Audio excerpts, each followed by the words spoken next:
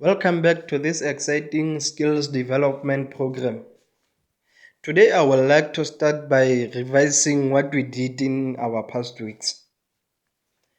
On our first video, what is a network? We talked about the network and we said network is a connection of two or more devices that can share information and resources. If we take that concept and we compare it to our normal day-to-day living, we can compare network to our roads. Our roads are there to interconnect provinces, countries, and we can even go maybe to other continents. But for that, to go to other continents, we don't use road, we use other means of transport like water and air. Meaning air, we use planes, water, we use cruise ships, boats, and all those stuff. The same applies to network. Network connects two or more devices to share information and resources, and it does that by using a carrier media. That carrier media can be in many forms. More on that in this today discussion. We also talked about the major equipment of the network, being your router, your switch, your network interface card, your cables, and your servers. In our follow-up video, OSI versus TCP/IP model, we talked how OSI and TCP/IP are interchangeable, meaning they work hand in glove.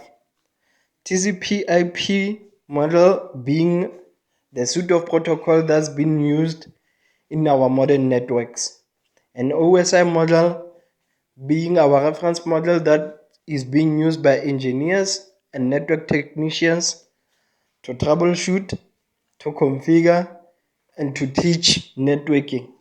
So in today's network development skills program, we'll be focusing more on layers of the OSI model.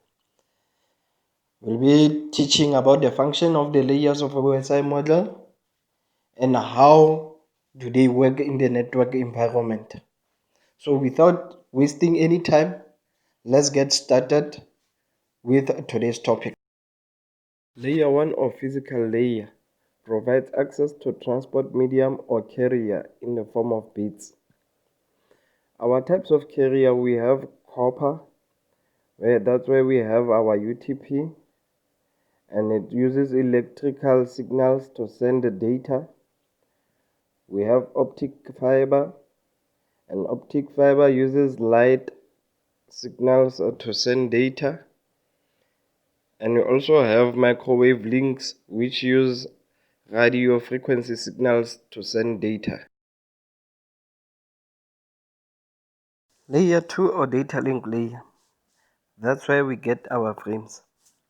It defines how data is formatted for transmission and how access to the physical media is controlled. It also includes error detection and correction to ensure reliable delivery of data. It also provides physical addressing or MAC addresses. Error detection and correction is done by running a calculation of a frame and then inserting the answer in the FCS, which stands for frame check sequence. The frame must arrive at the receiver with the same FCS. If it's not the same, it means there is an error. MAC address is a 6 bytes or 48 bits address represented in hexadecimal digit. Hexadecimal is base 16. It uses a 0 to 9 and A to F. The first 24 bits are organizational unique identifier. They represent the vendor, for example, Intel, and the last 24 bits are assigned sequentially. Network devices use MAC addresses for communication, For example, if 10.10.10.10 wants to talk to 10.10.10.11, it will send an ARP, which stands for Address Resolution Protocol, which is a broadcast message looking for MAC address of 10.10.10.11. The message will be sent to all devices on a network except the sending device, but only 10.10.10.11 will reply to the ARP message by sending its MAC address. Once 10.10.10.10 got the MAC address, it can communicate with 10.10.10.11 using unicast messages. Layer 3 or network layer. That's where we get our packets. It provides connectivity and path selection between two host systems that are sometimes located on geographically separated networks.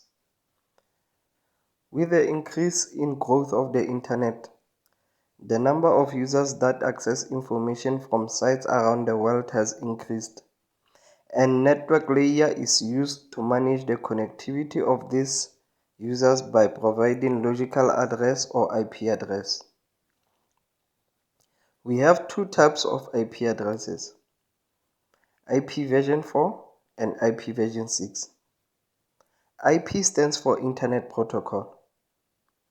IP version 4 is a 4-byte address or 32 bits address divided in 4 octets. It uses base 2 or binary number and base 10 or decimal number. Each octet is represented by any number between 1 and 255. IPv6 is a 16 bytes address or 128 bits address that use hexadecimal numbers or base 16. More on IP addresses on the following up videos.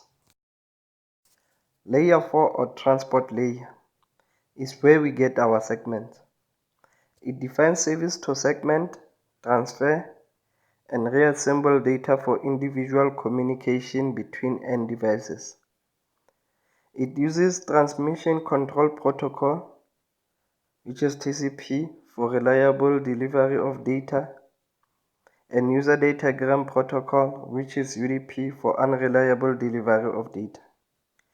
It also uses source and destination port numbers. For example, port 80 is for World Wide Web and port 25 for Simple Message Transfer Protocol. That's where we get our emails, and more on this layer in the follow-up videos. Layer 1 to Layer 4 are concerned with data transmission issues, and Layer 5 to Layer 7 are concerned with application issues. Meaning, Layer 5 to Layer 7 happens before data leaves the computer. It's the application layer in the TCP IP. Layer 5 or session layer. It deals with our data. It establishes, manages, and terminates session between two communicating devices.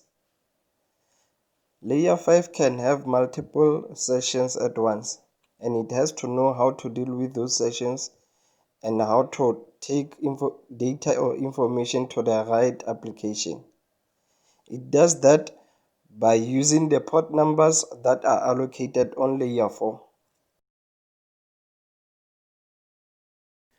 Layer 6 or presentation layer also deals with data. It ensures that the information that is sent at an application layer of one system is readable on another system. It does that by making sure that the format on both the transmitter and receiver is the same. If the transmitter is using HTML, then the receiver will also receive using HTML, or JPEG if they are using JPEG, or both of them will use JPEG. If they are using PIM, both of them will use PNG, so on and so forth. And that's where we get our encryption, meaning our SSL or TLS encryption. That's where it's been done. Layer 7 or application layer also deals with data. It is the interface between end user and the network device. It provides network services to the application of end user. Our application layer is the one that let us interface with the network.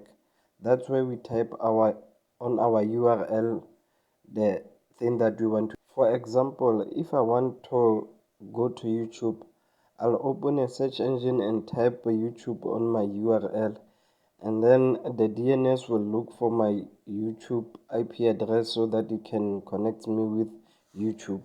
That's where that's where the interface between me as a user and the network happens. It happens on the layer 7 or application layer. Our phrase of the day is the following: the greatest pleasure in life is doing what people says you cannot do. Last but not least, please leave comments and also give thumbs up if you like this video, or thumbs down so that we can correct our mistakes and learn from our mistakes. We are new in this industry of making videos, so we would like to hear from you so that we can learn from our mistakes. Please subscribe.